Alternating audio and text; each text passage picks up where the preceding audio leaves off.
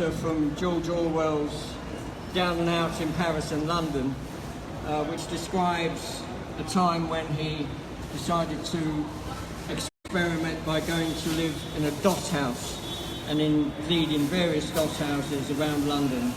One of them had been alongside London Bridge Station, in Tooley Street itself. The 8 shillings lasted 3 days and 4 nights. After my bad experience in Waterloo Road, it is a curious but well-known fact that bugs are much commoner in the south rather than North London. For some reason they have not yet crossed the river in any great numbers. I moved eastward and spent the next night in a lodging house in Pennyfields. This was a typical lodging house, like scores of others in London. It had accommodation for between 50 and 100 men and was managed by a deputy for the owner, that is, for these lodging houses are profitable concerns and are owned by rich men. We slept 15 or 20 in a dormitory. The beds were again cold and hard, but the sheets were not more than a week from the wash, which was an improvement. The charge was 9p or a shilling. In the shilling dormitory, the beds were 6 feet apart instead of 4, and the terms were cashed down by 7 in the evening or out you went. Downstairs there was a kitchen common to all lodgers, with free firing and a supply of cooking pots, tea basins and toasting forks. There were 2 great clinker fires which kept burning day and night the year through.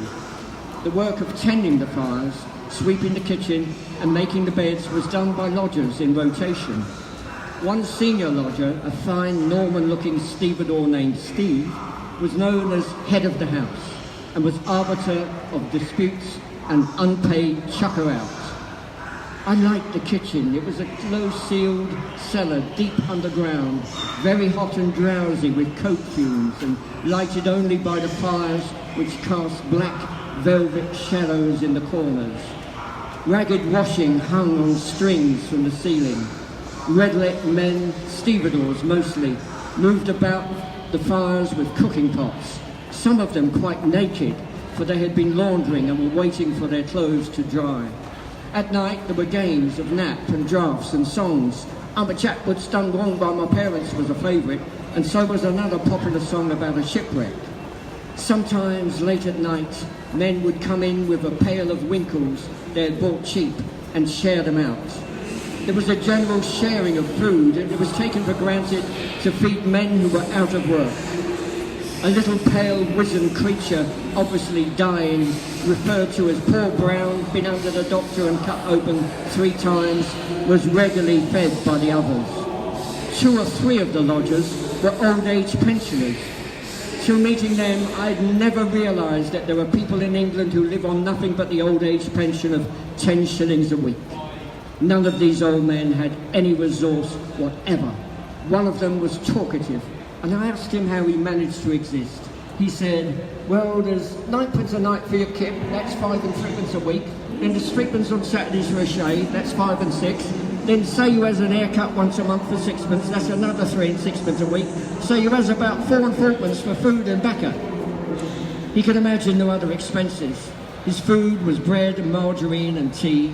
Towards the end of the week, dry bread and tea without milk. Perhaps he got his clothes from charity. He seemed contented, valuing his bed and the fire more than food. But with an income of 10 shillings a week, to spend money on a shave, it is awe-inspiring. All day I loafed on the streets, east as far as Wapping, west as far as Whitechapel. It was queer after Paris. Everything was so much cleaner and quieter and drearier. One missed the scream of the trams and the noisy, festering life of the back streets and the armed men clattering through the squares. The crowds were better dressed, and the faces comelier and milder and more alike, without that fierce individuality and malice of the French. There was less drunkenness, less dirt, and less quarrelling, and more idling. Lots of men stood at all corners, slightly underfed, but kept going by the tea and 2 slices which the Londoner swallows every 2 hours. One seemed to breathe a less feverish air than in Paris. It was the land of the Tilleuls and the labour exchange, as Paris is the land of the bistro and the sweatshop.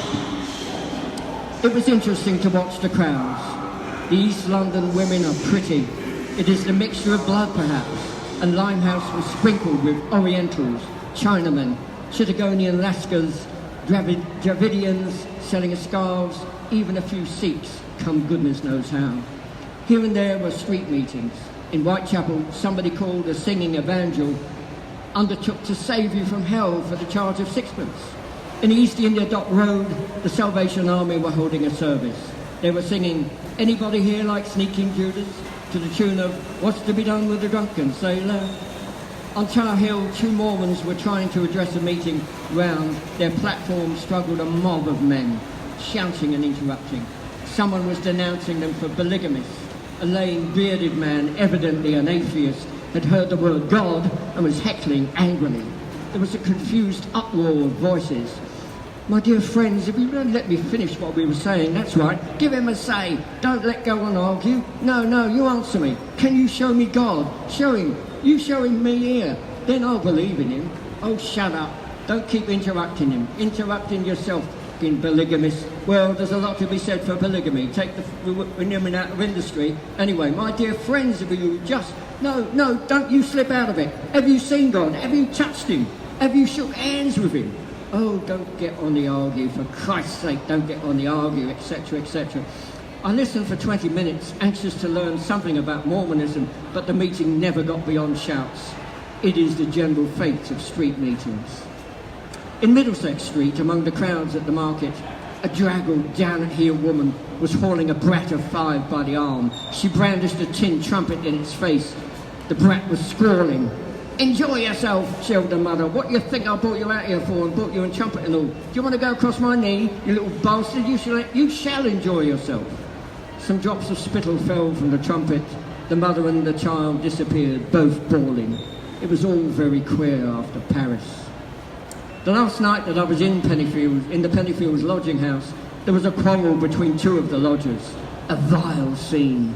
One of the old-age pensioners, a man of about 70, naked to the waist, he had been laundering, was violently abusing a short, thick-set stevedore who stood with his back to the fire.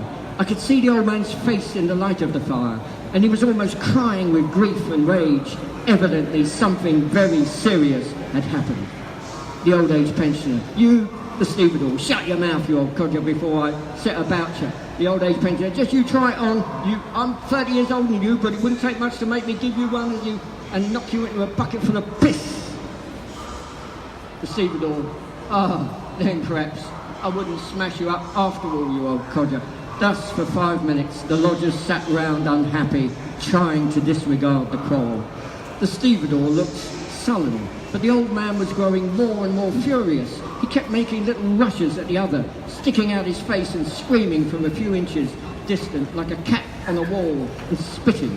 He was trying to nerve himself to strike a blow, and not quite succeeding. Finally, he burst out: "That's what you are. Take that.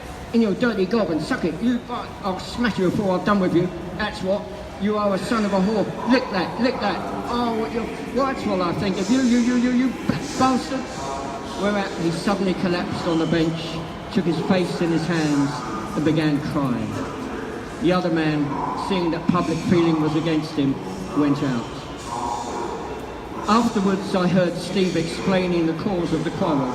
It appeared that it was all about a shilling's worth of food.